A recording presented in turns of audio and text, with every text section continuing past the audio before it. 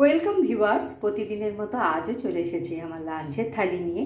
আজ থার্সডে, তাই আজ আমার গরমে খাওয়ার উপযুক্ত নিরামিষ থালিতে আমি নিয়েছি সাদা ভাত, নিচে এক টুকরো লেবু, আর নিয়েছি খানিকটা শসা স্যালাড হিসেবে।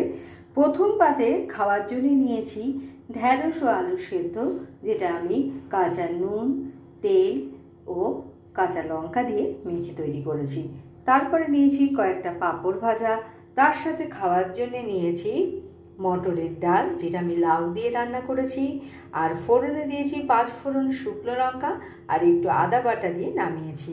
তারপরে নিয়েছি আলু, পটল ও পনিরের রসা, যেটা আমি আদা, জিরে, লঙ্কা ও টমেটো বাটা দিয়ে রান্না করেছি।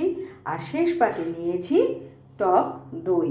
তো কেমন লাগলো আপনাদের আমার এই লাঞ্চের থালিটা? ভালো লাগলে লাইক, শেয়ার এবং সাবস্ক্রাইব করবেন।